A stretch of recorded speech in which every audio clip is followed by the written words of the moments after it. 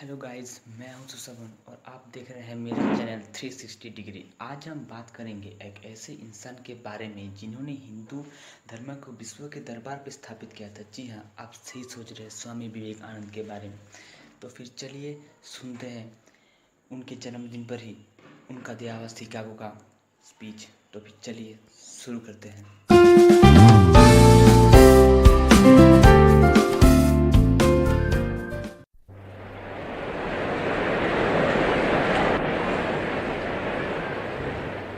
Distinguished delegates to the world's Parliament of Religions, ladies and gentlemen, welcome to the afternoon session of the opening day today, the 11th of September, 1893.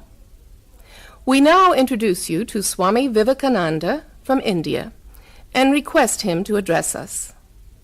Swami Vivekananda. Sisters and brothers of America,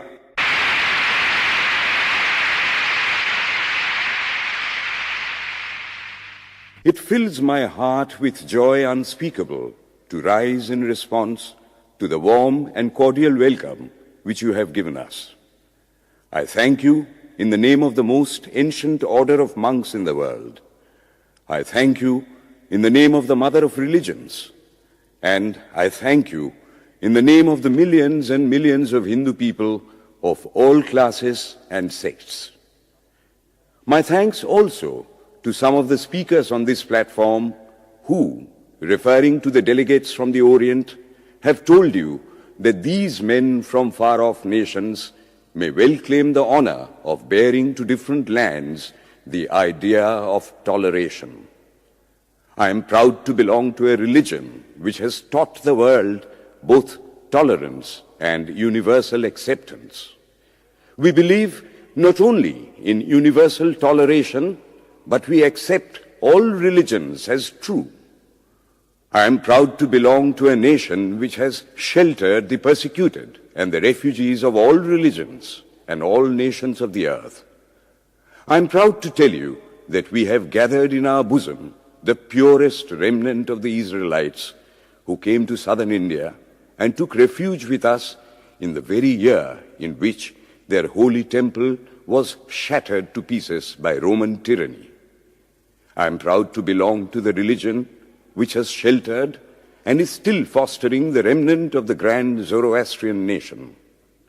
I will quote to you, brethren, a few lines from a hymn which I remember to have repeated from my earliest boyhood, which is every day repeated by millions of human beings. As the different streams, having their sources in different places, all mingle their water in the sea, so, O Lord, the different paths which men take through different tendencies, various though they appear, crooked or straight, all lead to Thee. The present convention, which is one of the most august assemblies ever held, is in itself a vindication, a declaration to the world of the wonderful doctrine preached in the Gita. Whosoever comes to me, through whatsoever form, I reach him. All men are struggling through paths which in the end lead to me. Sectarianism, bigotry, and its horrible descendant, fanaticism, have long possessed this beautiful earth. They have filled the earth with violence, drenched it often and often with human blood, destroyed civilization, and sent whole nations to despair. Had it not been for these horrible demons, human society would be far more advanced than it is now. But their time is come, and I fervently hope that the bell that tolled this morning in honor of this convention may be the death knell of all fanaticism, of all persecutions with the sword or with the pen, and of all uncharitable feelings between persons wending their way to the same goal.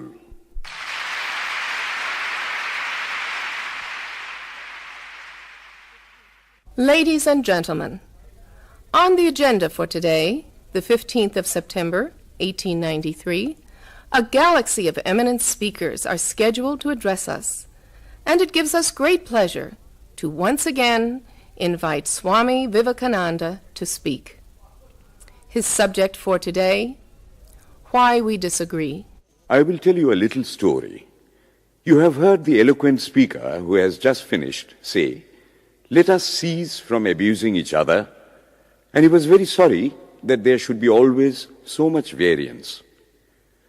But I think I should tell you a story which would illustrate the cause of this variance. A frog lived in a well. It had lived there for a long time. It was born there and brought up there, and yet was a little small frog. Of course, the evolutionists were not there then to tell us whether the frog lost its eyes or not. But for our story's sake, we must take it for granted that it had its eyes, and that it every day cleansed the water of all the worms and bacilli that lived in it with an energy that would do credit to our modern bacteriologists. In this way, it went on and became a little sleek and fat. Well, one day, another frog that lived in the sea came and fell into the well. "Where are you from?" "I am from the sea." "The sea? How big is that? Is it as big as my well?" And he took a leap from one side of the well to the other. "My friend," said the frog of the sea, "how do you compare the sea with your little well?" Then the frog took another leap and asked, "Is your sea so big?" "What nonsense you speak, to compare the sea with your well." "Well then," said the frog of the well, "nothing can be bigger than my well. There can be nothing bigger than this. This fellow is a liar, so turn him out." That has been the difficulty all the while. I am a Hindu. I am sitting in my own little well and thinking that the whole world is my little well. The Christian sits in his little well and thinks the whole world is his well. The Mohammedan sits in his little well and thinks that is the whole world. I have to thank you of America for the great attempt you are making to break down the barriers of this little world of ours, and hope that in the future the Lord will help you to accomplish your purpose.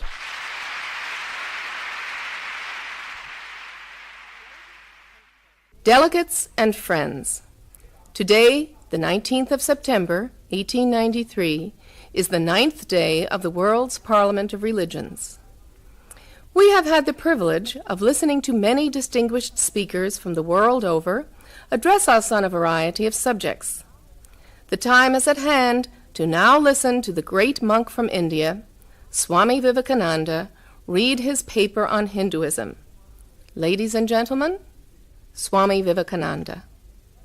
From the high spiritual flights of the Vedanta philosophy, of which the latest discoveries of science seem like echoes, to the low ideas of idolatry with its multifarious mythology, the agnosticism of the Buddhists and the atheism of the Jains, each and all have a place in the Hindu's religion.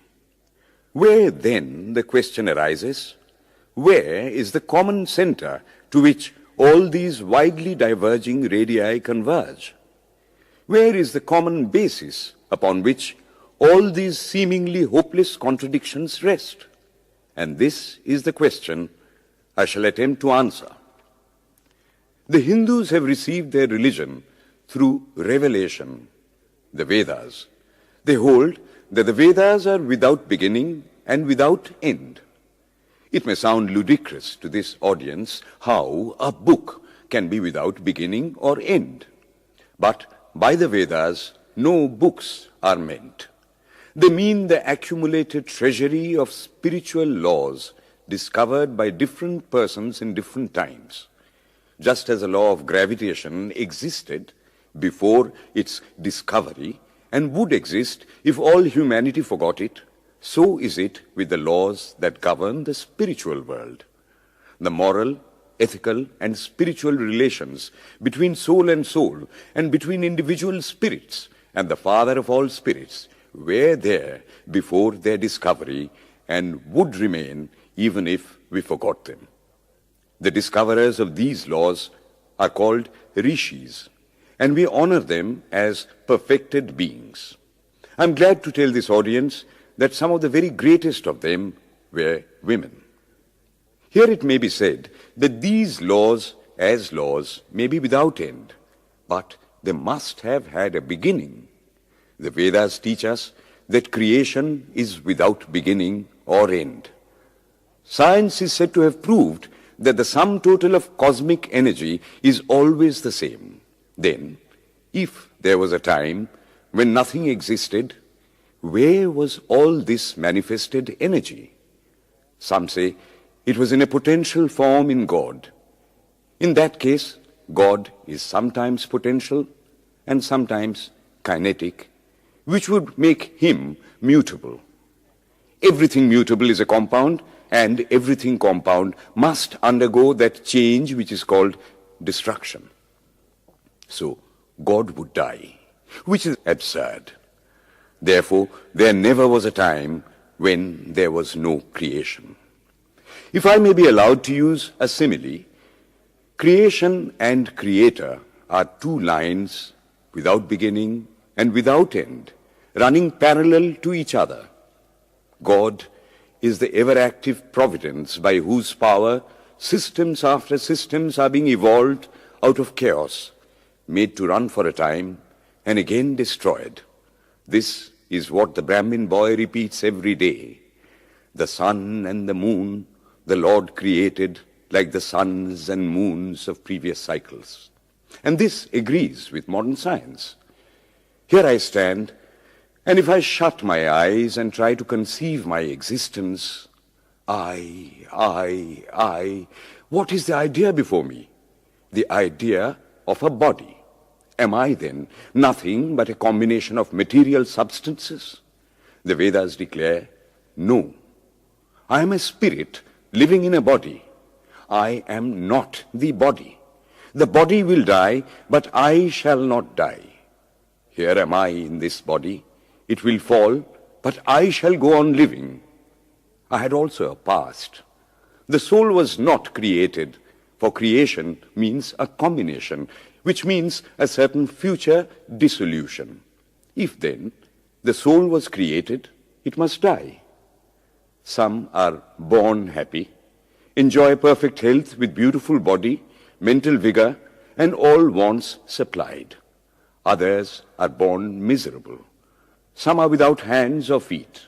Others again are idiots and only drag on a wretched existence. Why, if they are all created, why does a just and merciful God create one happy and another unhappy?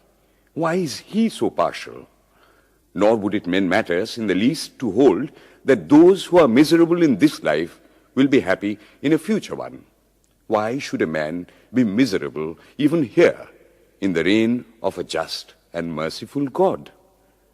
In the second place, the idea of a creator God does not explain the anomaly, but simply expresses the cruel fiat of an all-powerful being. There must have been causes then, before his birth, to make a man miserable or happy, and those were his past actions. Are not all the tendencies of the mind and the body accounted for by inherited aptitude?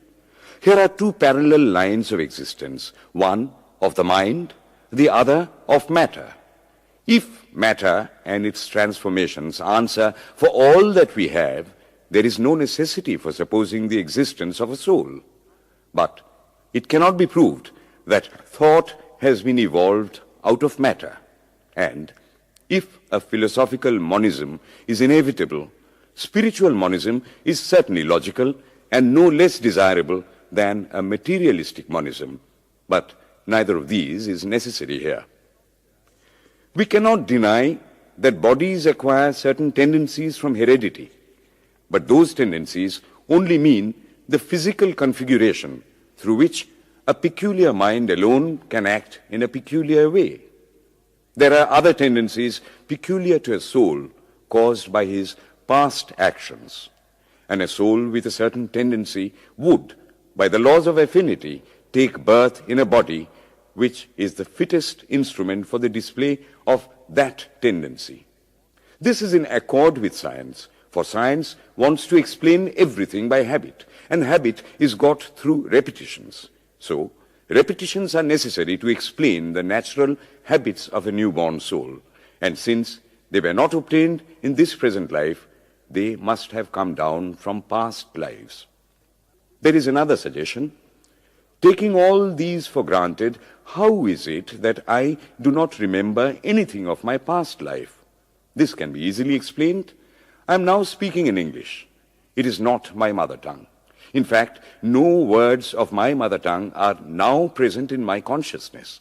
But let me try to bring them up. And they rush in. That shows that consciousness is only the surface of the mental ocean, and within its depths are stored up all our experiences.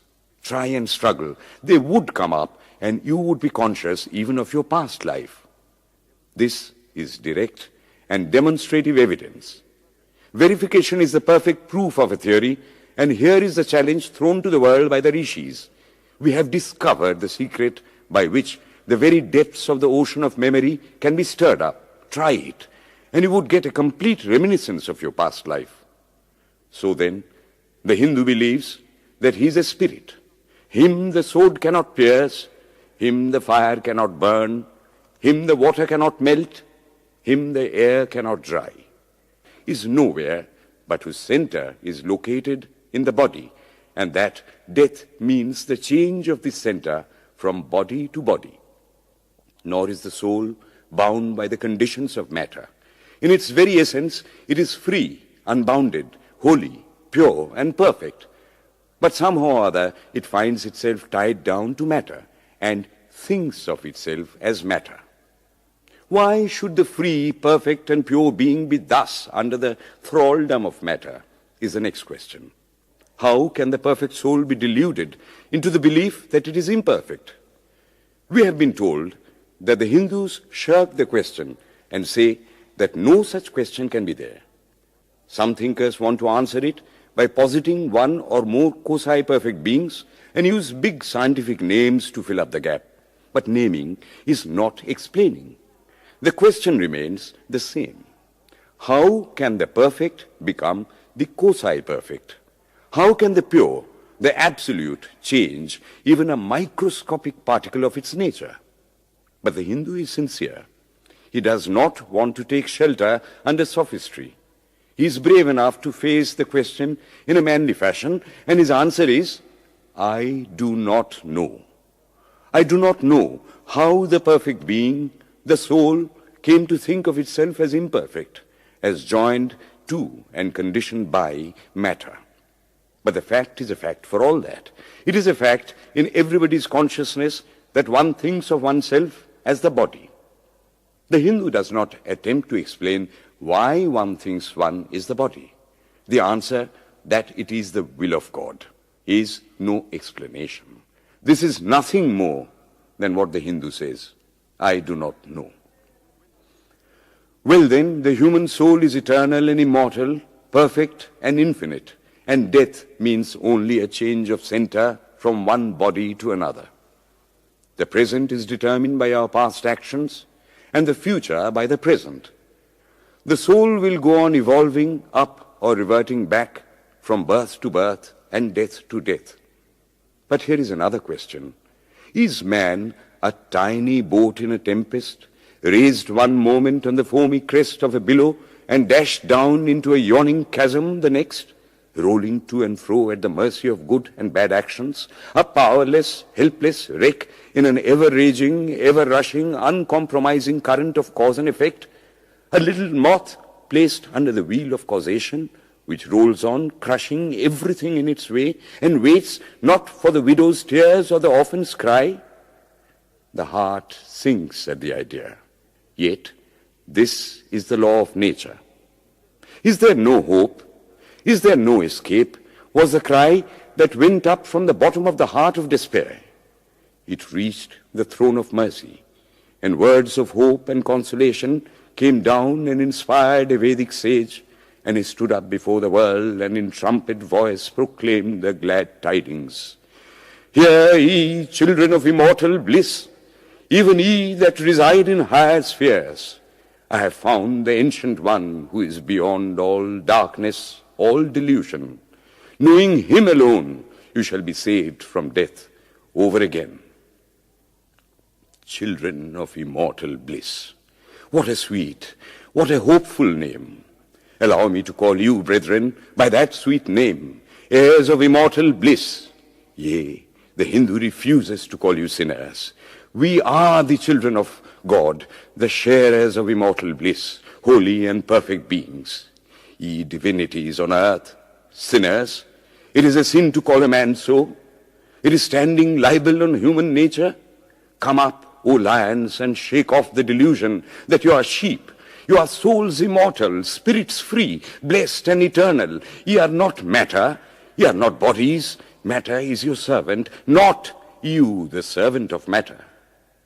Thus it is that the Vedas proclaim not a dreadful combination of unforgiving laws, not an endless prison of cause and effect, but that at the head of all these laws, in and through every particle of matter and force stands one, by whose command the wind blows, the fire burns, the clouds rain, and death stalks upon the earth. And what is his nature? He is everywhere, the pure and formless one, the Almighty and the All-Merciful. Thou art our Father, thou art our Mother, thou art our beloved friend, thou art the source of all strength. Give us strength. Thou art he that beareth the burdens of the universe. Help me bear the little burden of this life. Thus sang the rishis of the Vedas. And how to worship him? Through love. He is to be worshipped as the one beloved, dearer than everything in this and the next life. This is the doctrine of love declared in the Vedas, and let us see how it is fully developed and taught by Krishna, whom the Hindus believe to have been God incarnate on earth. He taught that a man ought to live in this world like a lotus leaf, which grows in water, but is never moistened by water. So a man ought to live in the world, his heart to God and his hands to work. It is good to love God for hope of reward in this or the next world, but it is better to love God for love's sake. And the prayer goes, Lord, I do not want wealth, nor children, nor learning. If it be thy will, I shall go from birth to birth. But grant me this, that I may love thee without the hope of reward. Love unselfishly for love's sake. One of the disciples of Krishna, the then Emperor of India, was driven from his kingdom by his enemies and had to take shelter with his queen in a forest in the Himalayas. And there, one day, the queen asked him how it was that he, the most virtuous of men, should suffer so much misery. Yudhishthira answered, Behold, my queen, the Himalayas. How grand and beautiful they are. I love them. They do not give me anything, but my nature is to love the grand, the beautiful. Therefore, I love them. Similarly, I love the Lord. He is the source of all beauty, of all sublimity. He is the only object to be loved. My nature is to love him, and therefore I love. I do not pray for anything. I do not ask for anything. Let him place me wherever he likes. I must love him for love's sake. I cannot trade in love.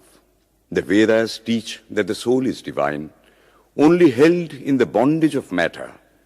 Perfection will be reached when this bond will burst, and the word they use for it is, therefore, mukti, freedom. Freedom from the bonds of imperfection, freedom from death and misery. And this bondage can only fall off through the mercy of God, and this mercy comes on the pure. So, purity is the condition of his mercy. How does that mercy act? He reveals himself to the pure heart. The pure and the stainless see God, yea, even in this life. Then and then only, all the crookedness of the heart is made straight. Then all doubt ceases. He is no more the freak of a terrible law of causation. This is the very center, the very vital conception of Hinduism. The Hindu does not want to live upon words and theories. If there are existences beyond the ordinary sensuous existence, he wants to come face to face with them.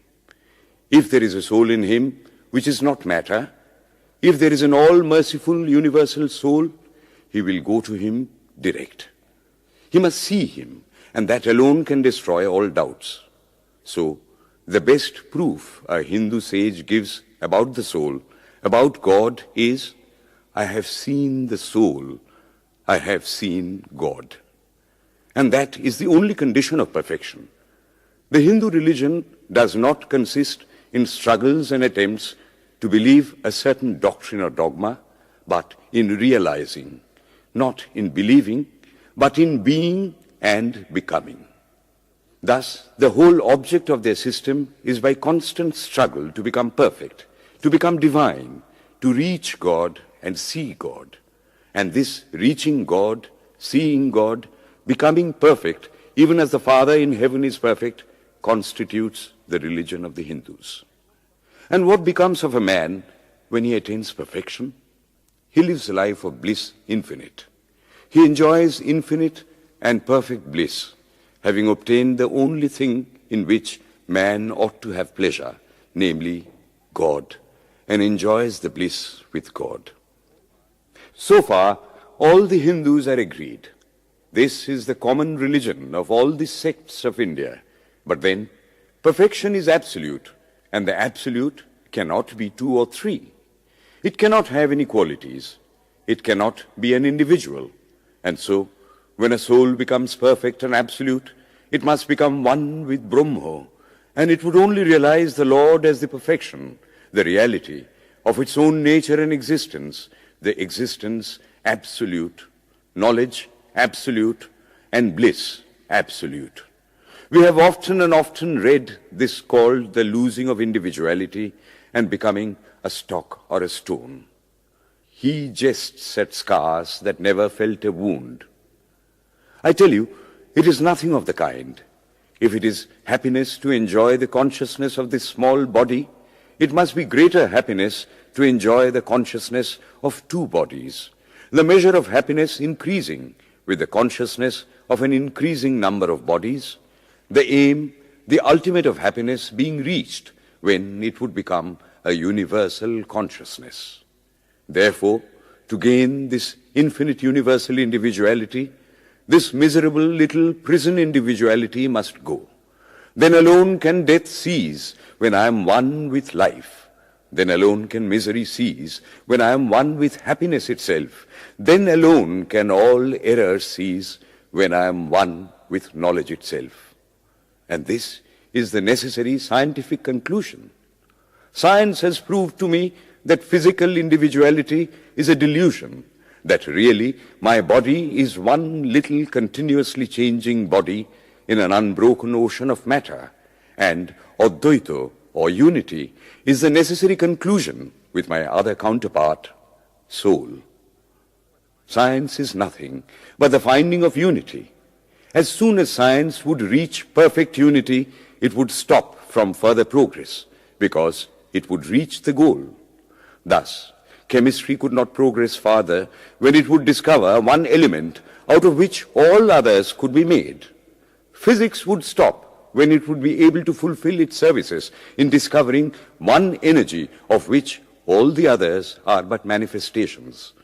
And the science of religion become perfect when it would discover Him who is the one life in a universe of death, Him who is the constant basis of an ever-changing world, one who is the only soul of which all souls are but delusive manifestations. Thus is it, through multiplicity and duality, that the ultimate unity is reached. Religion can go no farther.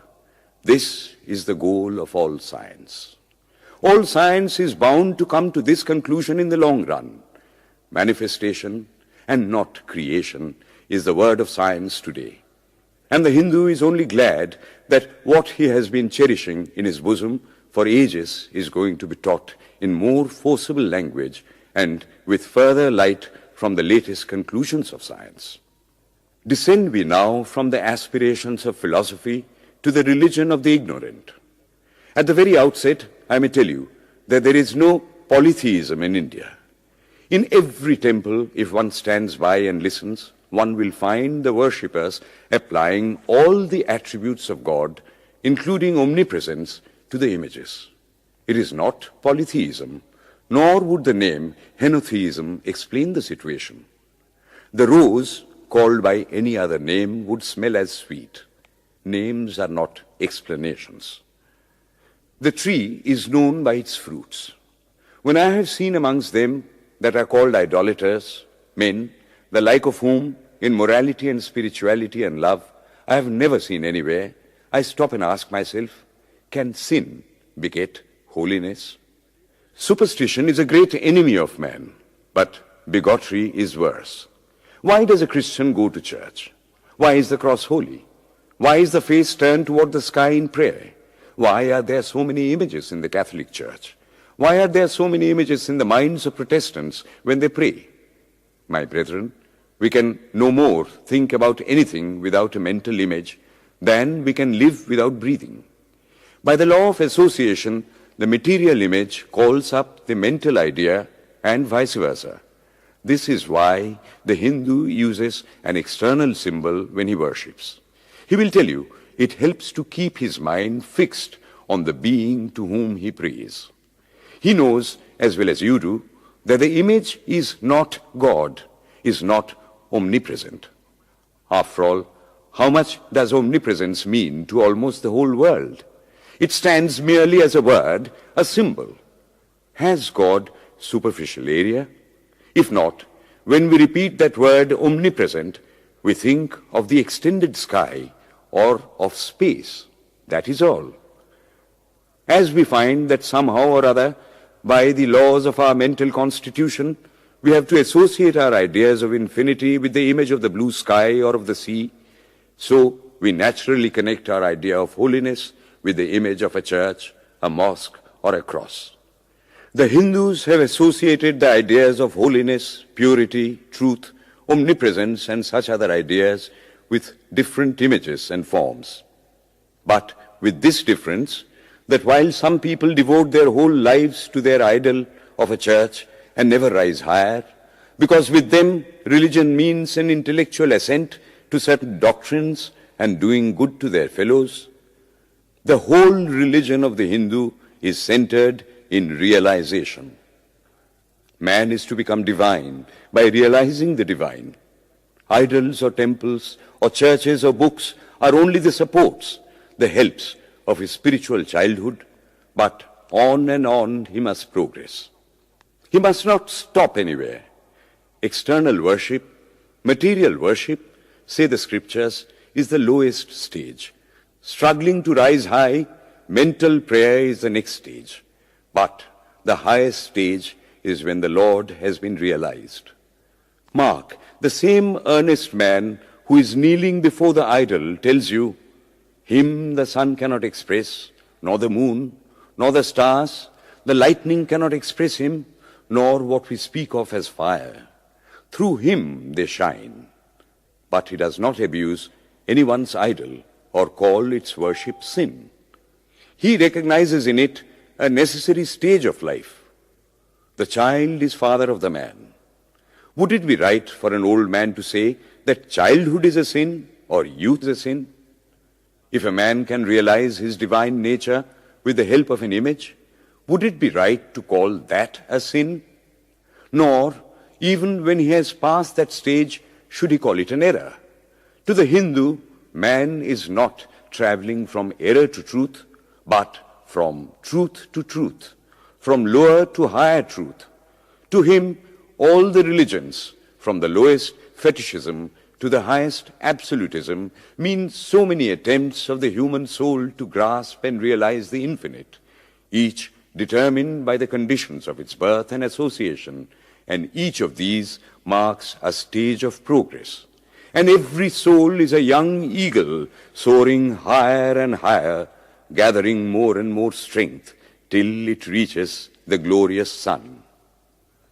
Unity in variety is the plan of nature, and the Hindu has recognized it. Every other religion lays down certain fixed dogmas and tries to force society to adopt them. It places before society only one coat which must fit Jack and John and Henry all alike. If it does not fit John or Henry, he must go without a coat to cover his body. The Hindus have discovered that the absolute can only be realized or thought of or stated through the relative, and the images, crosses and crescents are simply so many symbols, so many pegs to hang spiritual ideas on. It is not that this help is necessary for everyone, but those that do not need it have no right to say that it is wrong, nor is it compulsory in Hinduism. One thing I must tell you, idolatry in India does not mean anything horrible. It is not the mother of harlots.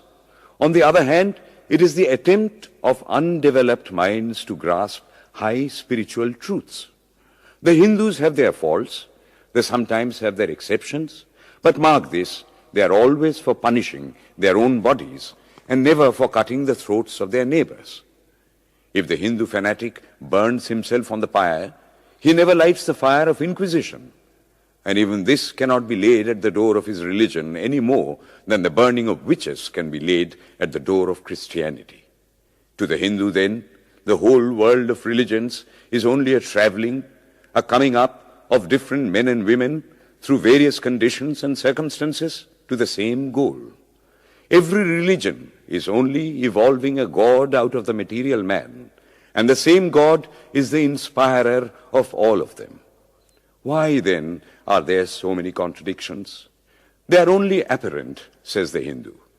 The contradictions come from the same truth, adapting itself to the varying circumstances of different natures. It is the same light coming through glasses of different colors, and these little variations are necessary for purposes of adaptation. But in the heart of everything, the same truth reigns. The Lord has declared to the Hindu in his incarnation as Krishna, I am in every religion as the thread through a string of pearls. Wherever thou seest extraordinary holiness and extraordinary power raising and purifying humanity, know thou that I am there. And what has been the result? I challenge the world to find throughout the whole system of Sanskrit philosophy any such expression as that the Hindu alone will be saved and not others. Says Vyasa, we find perfect men even beyond the pale of our caste and creed. One thing more, how then can the Hindu, whose whole fabric of thought centers in God, believe in Buddhism, which is agnostic, or in Jainism, which is atheistic? The Buddhists or the Jains do not depend upon God, but the whole force of their religion is directed to the great central truth in every religion, to evolve a God out of man. They have not seen the Father, but they have seen the Son, and he that hath seen the Son hath seen the Father also. This, brethren, is a short sketch of the religious ideas of the Hindus. The Hindu may have failed to carry out all his plans, but if there is ever to be a universal religion, it must be one which will have no location in place or time, which will be infinite like the God it will preach, and whose sun will shine upon the followers of Krishna and of Christ, on saints and sinners alike, which will not be Brahminic or Buddhistic, Christian or Mohammedan, but the sum total of all these, and still have infinite space for development, which in its Catholicity will embrace in infinite arms and find a place for every human being from the lowest groveling savage, not far removed from the brute, to the highest man towering by the virtues of his head and heart almost above humanity, making society stand in awe of him and doubt his human nature. It will be a religion which will have no place for persecution or intolerance in its polity, which will recognize divinity in every man and woman, and whose whole scope, whose whole force will be centered in aiding humanity to realize its own true divine nature.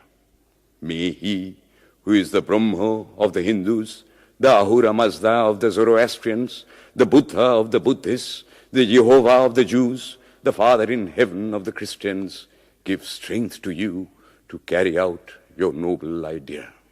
The star arose in the east. It travelled steadily towards the west, sometimes dimmed and sometimes effulgent, till it made a circuit of the world. And now it is again rising on the very horizon of the east, the borders of the sun-pole, 1,000-fold more effulgent than it ever was before.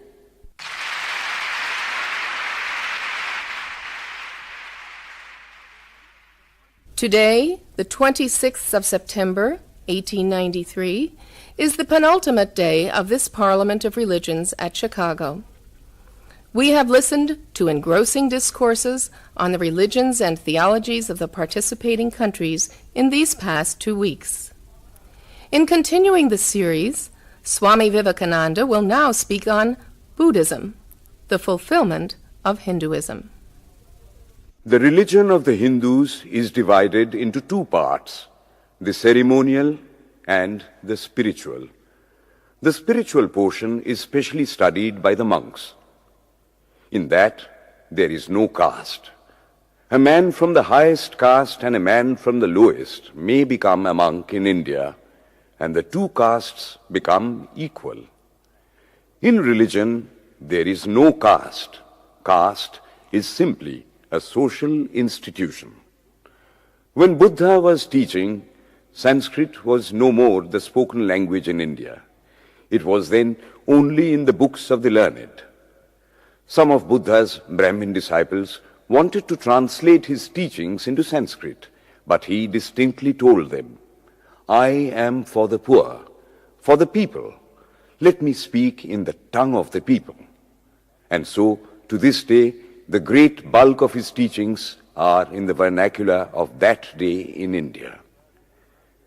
Whatever may be the position of philosophy, whatever may be the position of metaphysics, so long as there is such a thing as death in the world, so long as there is such a thing as weakness in the human heart, so long as there is a cry going out of the heart of man in his very weakness, there shall be a faith in God. Let us then join the wonderful intellect of the Brahmin with the heart, the noble soul, the wonderful humanizing power of the great Master.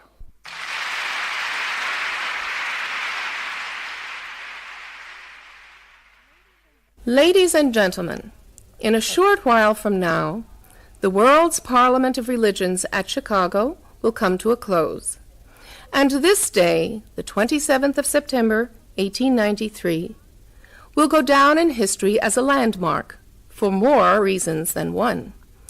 It is in the fitness of things that we now call upon Swami Vivekananda from India to address this final session.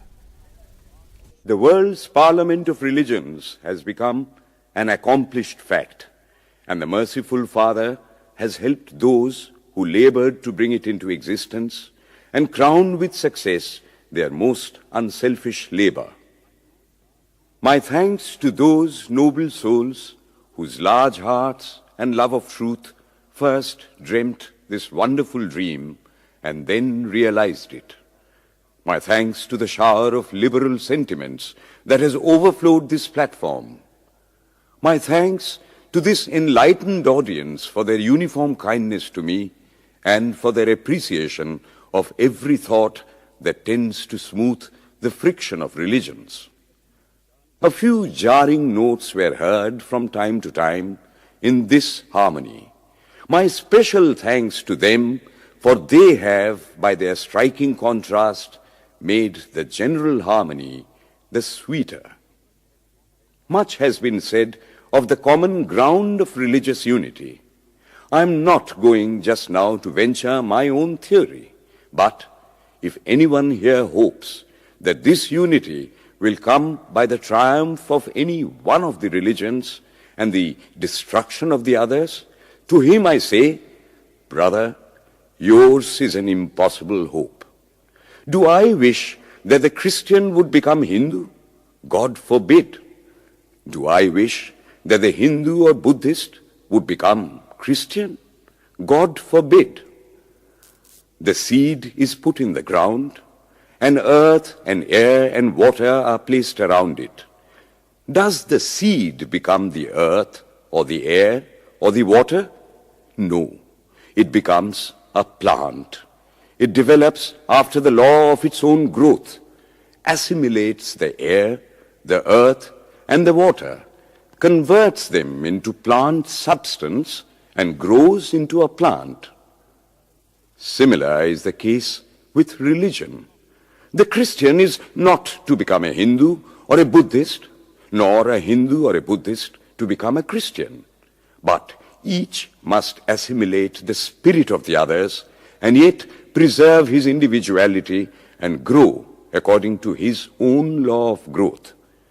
If the Parliament of Religions has shown anything to the world, it is this. It has proved to the world that holiness, purity, and charity are not the exclusive possessions of any church in the world, and that every system has produced men and women of the most exalted character. In the face of this evidence, if anybody dreams of the exclusive survival of his own religion and the destruction of others, I pity him from the bottom of my heart and point out to him that upon the banner of every religion will soon be written, in spite of resistance, help and not fight, assimilation and not destruction, harmony and peace and not dissension.